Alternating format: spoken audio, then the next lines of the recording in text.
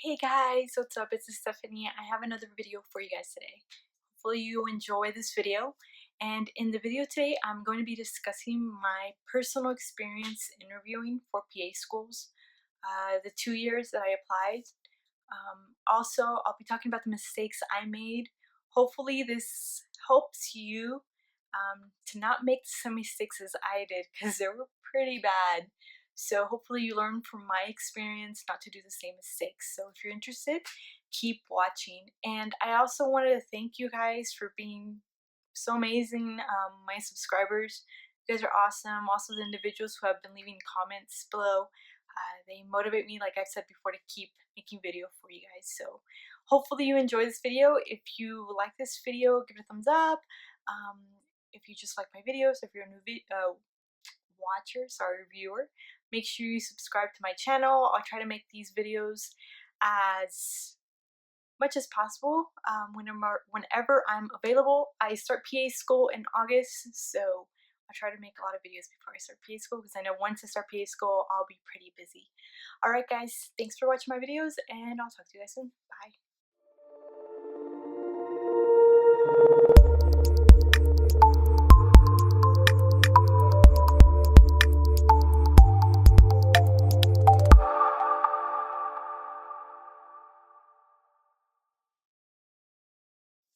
Alright guys, so now talking about the mistakes I did.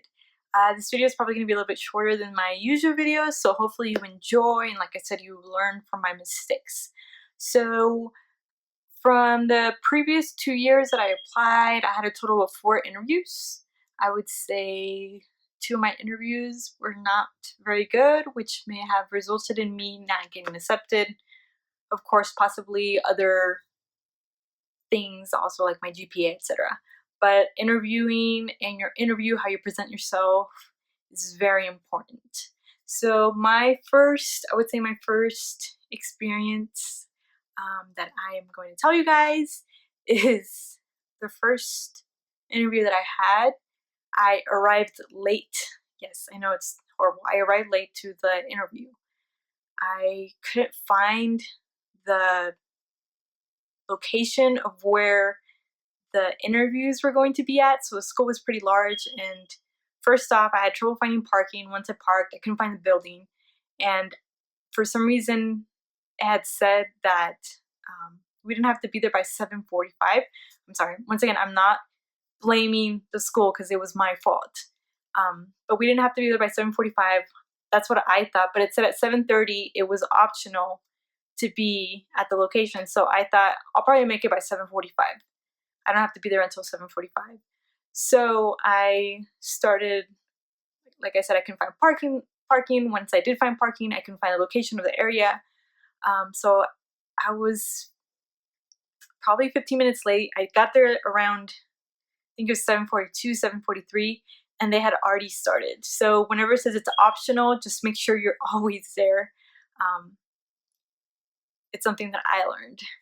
So I got there at 7:42. I was the only individual who got there late, and it was really embarrassing because the individual who sat on the admissions committee, or the chair of the admissions committee for the PA program, for that school, had already started speaking. So of course when I came in, I interrupted everyone. It was extremely embarrassing because everybody saw me. I think there was 30 students there, and I remember right when I walked in, I glanced to see if there was a seat, and it was already all the way in the top. So I had to walk all the way to the top and take a seat, and it was just so embarrassing because everybody saw me. It was just embarrassing. It was horrible. I was the only individual who was late. And so when I sat down, I knew I had already screwed up my chance of being able to get in the school because I was 12 or 13 minutes late. So I learned from that experience. The next few interviews that I did, I made sure that if it was out of state, for example, like I've mentioned in my previous videos, one of the schools was in California. I made sure that the day before my interview, I would drive to the school. I drove to the school and made sure that I knew where the building was, where I could park, etc., so this wouldn't happen again. So this is an important lesson for you guys if you do have interviews in the future. hopefully you guys do, and you guys will, so be positive because you guys will have interviews. If you guys have interviews in the future, make sure you go and you check out the school. You check out where the parking area is. Also, you check out where the location of your interview is going to be, especially if it's a large school like the school that I made this mistake in. So hopefully this experience helps you guys to not make the same mistake. And I didn't hear from that school. I was eventually then rejected from the school. So I know, of course, this may or must have been the reason why I was rejected is because I came late. And like I said, I learned from this and I made sure not to do the same mistake for the other schools that I applied to. Another mistake that I made was that I started crying at one of the interviews. So don't do that. I'm already a very emotional individual, especially when it comes down to my family. And this particular interview was an MMI, so multiple mini interview. And basically that's an interview where you have several individuals who interview you. So it can be the chair of the admissions committee, other PAs that teach for the program, other doctors, etc. So you're interviewing with different individuals. And one of the individuals I interviewed with, she was very nice, but she asked me, one of the questions she asked me was who was the most influential individual in my life and why they were very influential for me. So of course the first person that came to my mind was my mother. I love my mother. I just love my mom. So whenever it comes down to my mom, I just love her. It's a very touchy, I would say, situation because she's an immigrant. She immigrated from Mexico here to the US so she could provide me and my two younger sisters with a better life. Being that she didn't speak any English, her first language is Spanish, she struggled to get a job, etc. So whenever they ask me anything about my mother, I get very, very emotional because she struggled so much to give us such a good life here in the States. So I love her and I appreciate her so much. So of course, when they asked me this question of who was the most influential individual in my life, I said my mother.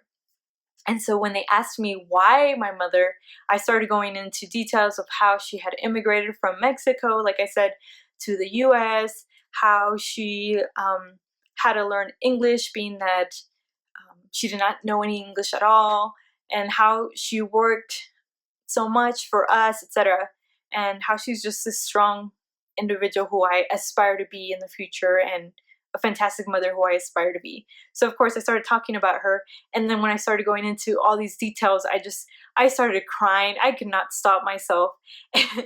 And the lady was just looking at me, and she had this poker face individual who was interviewing me. It was a PA, I apologize. It was a PA that was interviewing me. She had this poker face, and it just made me feel even worse. So I know it was just horrible. So I was just like, I wasn't bawling, but I had tears going down, and I was trying to hold it so much, and I couldn't. So after that, I remember I went back for the multiple mini interviews we had scheduled. So for example, at 10, I would go interview with this individual. So they would come and call me to go to the individual's office or where the individual was located so I can interview with them. So remember when I left her office, I closed the door and I went back to meet the other students who were also interviewing. And one of the other individuals who was across from me, she's like, "Are you okay?" And I'm like, "I'm so sorry." I just started crying, etc. So don't do that. Of course, in your interview. I'm just a very emotional individual, and when they ask me questions that comes down to my family, my mother specifically, like I said, it just brings me to tears. So those are the two mistakes I made for my interviews.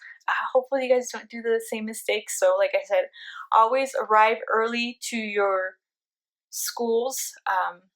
Try not to cry. Maybe it's easier for males.